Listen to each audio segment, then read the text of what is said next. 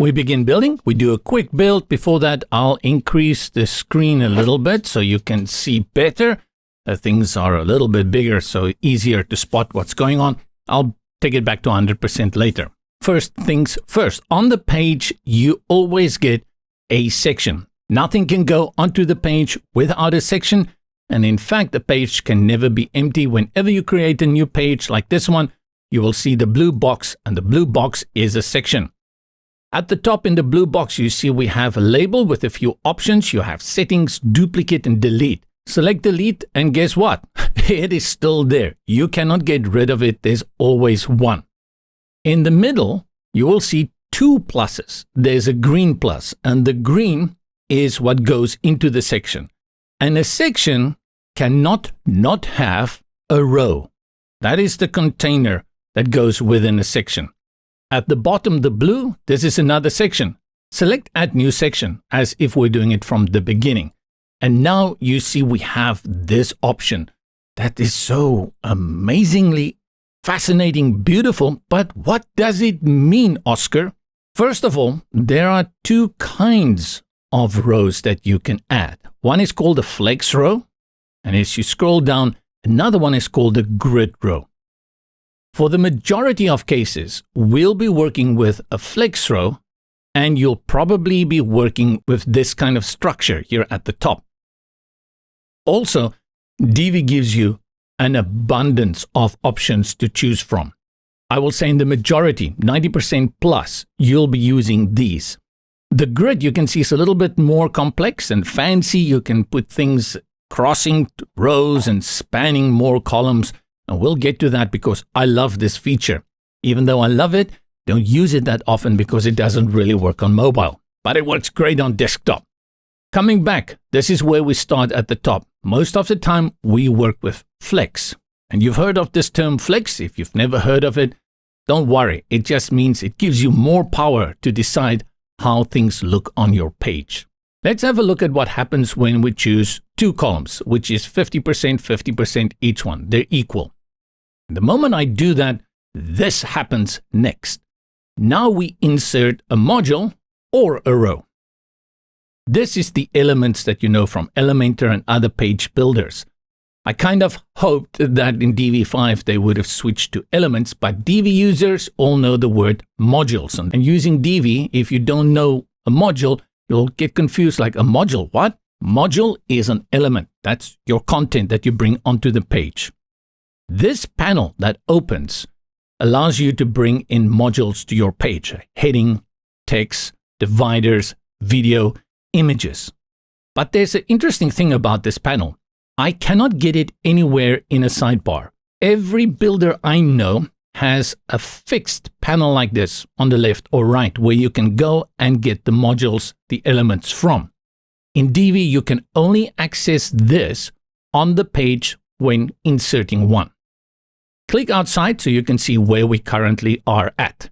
We have this section at the top with the blue, and then we have this section here, second blue. Blue is sections, and within a section, remember, you always have a row. This is the green part. Now, within the green, you will see now we have the black or the dark plus, and that is the module. That's your actual content. But what is not so clear here, and I'm going to complain about this, is that there are actually two columns here as well. You see that gray box? That is a column on the left, and this is a column on the right. These pluses, though, are nothing to do with the columns. They are there for you to bring in modules, content. Let's do that on the left first. We bring in an image. That's going to be easy. Click on the plus. And from the modules, you can search through them. You know by now, I don't do that because it takes time and you spend time looking for it. If you know you want an image, you search for image, and I'll type an image. I'll get two here, before and after image, and image. Select the image and it drops it onto the page, and there's a nice placeholder. Once you drop it onto the page, it is selected, and then the settings in the panel on the right, the options, opens here. Let's have a look at what's going on here first. The first tab is content. Second tab, design. and the last tab is Advanced. Under Content, really this is the contents for this module, which first of all is your image. We switch out the image, just click on it, and it opens the WordPress library for us. I'll bring in an image. I'll just grab this one over here, drag it in, upload an image, and my image gets dropped in. Below the contents here, in the options panel on the right, we have a link, elements, background, loop, order, meta. The ones we will be working with a lot is the background, of course. Then we'll sometimes work with the link if we want to make this clickable. And then there's a feature here, elements, which will cover a very, very powerful setup within Divi. But for most of the time, you'll head on over to design. And here it always starts with layout. Now, layout is going to apply most of the time to your containers. Then we have alignment, sizing. If I want to change the size of this image, let's say, for example, the height of this image, I want to make it 750 pixels. I type in 750, and on the right, you can select pixels. There's another way you can do it as well. Reset the field by clicking on this reset, and we're back to auto. In Divi, you can just type 750 and then px for pixels. You can even type out the word pixels. And this is a low resolution image, so it doesn't look good. And it will automatically apply the px for the pixels as the value. Select it, note all of these functions you have. Some of them you've never touched, like calculator and clamp.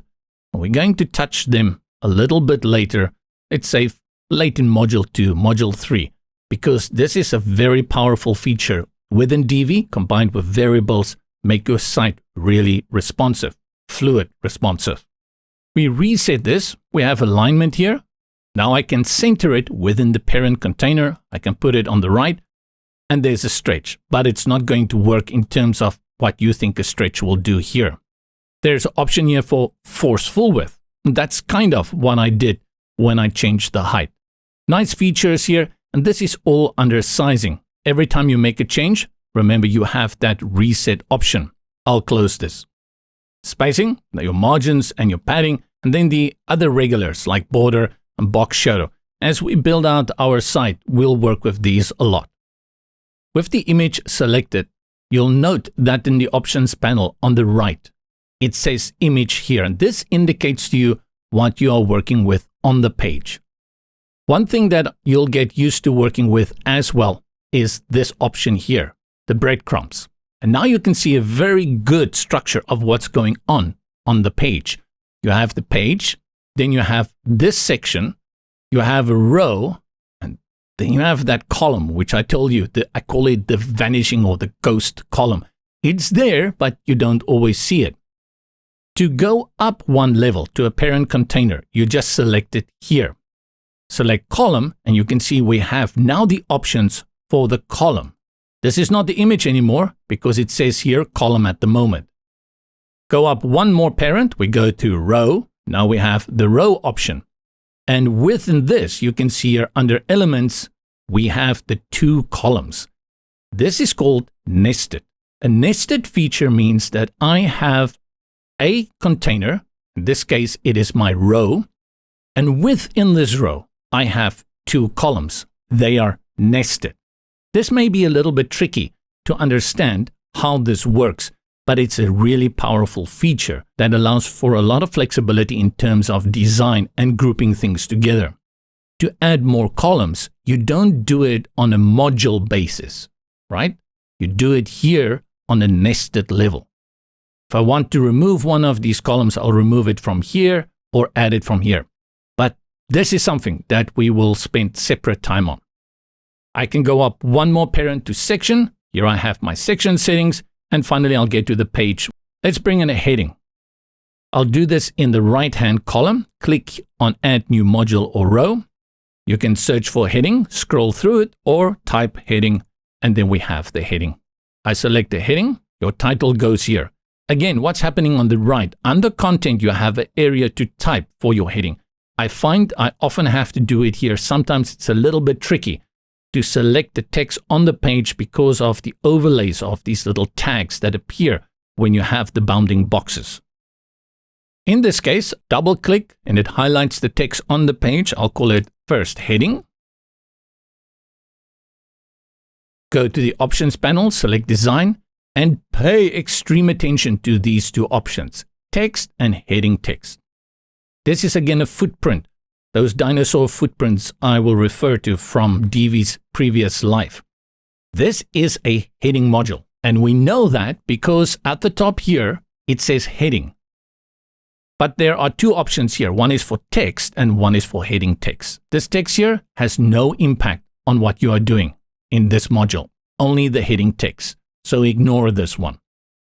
Open up the heading text and everything that you need to make changes to how this heading looks appears here. You can set whether it's H1 all the way to H6. You can change your font weight, all of this. Same like before, below this you have your sizing.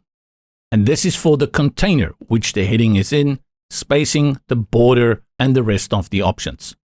We bring in a text element below this. Hover over the element, the module, and you note that we have this plus here on the right, add new module or row. Click on it, and now we search for the text element, which is a regular paragraph. This is in fact a rich text element. I'll select it, and here is a paragraph that comes in. In the options panel on the right, you can see that this is rich text that you can work with here. Add your text within the box or select on the page. Jump over to design, and here you will work with text for all the text that is set to paragraph within the rich text editor. If you have areas here that you are using H1 or H2 for, under design, you will do that with the heading text. Hover over the text element. Let's click on the plus and bring in a button. We search for button and drop in the button. We change the text, and like in this case, you see I cannot choose the text. I go to the options sidebar on the right and I change the button text here. Let's make this view more. The moment you want to link something, like a button, you go to the link option here and you have the button link URL as well as the target for it. Do you want to stay where it is or open in a new tab? With styling options, again, go to design and all the styling options appear here. Now you will note though that text and button is separated, and most of the changes you will do here for button, and you will have to activate use custom styles for button to get into the background, the border, the text, and the icon. To duplicate anything on the page, you go to the text element here, click here on duplicate module, and it gives you another module. To move an element, you must go to where the little tag is. This one here, click, hold, and drag. And now you see as I move, this thick black line appears where I can drop it. So if I want to put the button in between these two text modules, I just drop it there. To delete, hover over and delete. Remember, there are always shortcuts. I can hover over any element, module, right click, and I have undo, duplicate text, delete text, and a number of other features as well. If you use Divi 5 regularly, definitely learn the shortcuts. Like the delete is Control Backspace. I wish they didn't use these features for Mac for Windows, but that's how it is. And I often have to figure out, is that Shift? Is that Alt? What is that one? For Mac users, no problem here, but for us Windows users, many of these features are a little bit complicated. But that is Control Backspace. Select and Control Backspace, and I delete. To undo, Control Z, Command Z, and it's back. Those shortcuts you can access here from the sidebar on the left. Go to Help, and then at the top, select Keyboard Shortcuts. There are many, I think more than any page builder that I've seen. Some are a little bit strange, a few missing here and there that I would like to see, but mostly you're going to find the shortcuts that you need from this selection. Also note the video tutorials if you need a little bit advice as to what is going on here, but hey, I'm showing you everything. Maybe these tutorials are just quicker. Close this panel out, we're back on the page. But this is where we have to talk about the layers panel. Go to the sidebar on the left, the very top, look at layers and select. And now you can see we have this structure overview of what is going on the page. First of all, we have the section at the top, the one that came in by default. And then below this, we have the section we had created. And now you can see a very good visual display as to what is going on the page. Within the section, we have a row. And remember these two rules. I'll mention it again and again. And there are actually three things that will always happen. Section, within a section, you have a row. And within a row, you'll have a column. These three are going to be there all the time. The row is just a container for the columns. Even if you just have one column, there will be a row. In this case, we have two columns. To see the content within any of these containers, you click here and you open it up. So we can see in the first column, we have an image. And in this column, we have our heading, our text, and our button. But it's nice. As I hover over heading, you can see on my page, there's also that visual display that I'm hovering over the heading. Let's go to the image. You see that? Same for text. Unfortunately, and here I come back to what I call the ghost column. As I hover over the column, I cannot see the bounding box for a column.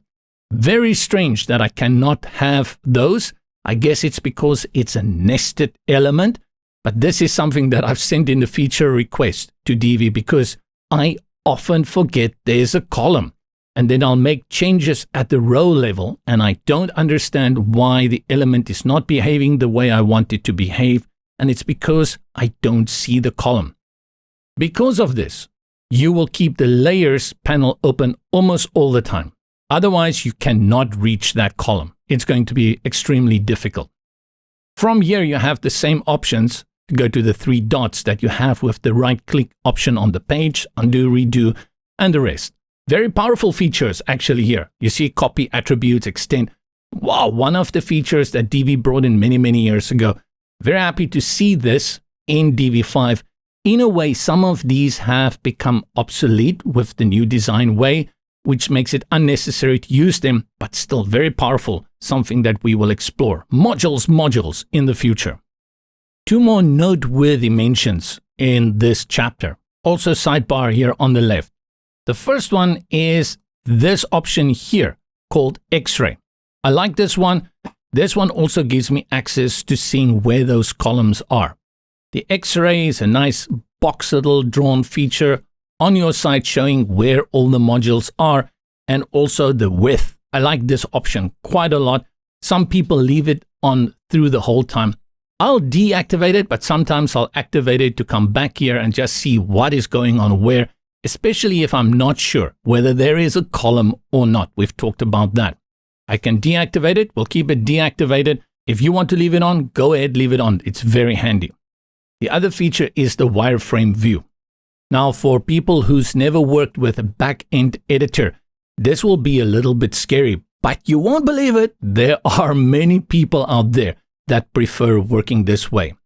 Many years ago, this is how we built web pages. We worked with this setup, and then we would bring in shortcodes and we would bring in all the stuff we needed. And then all we had was to go to the front end and see how it looked on the front end. The back end looked like this. And many people still prefer it.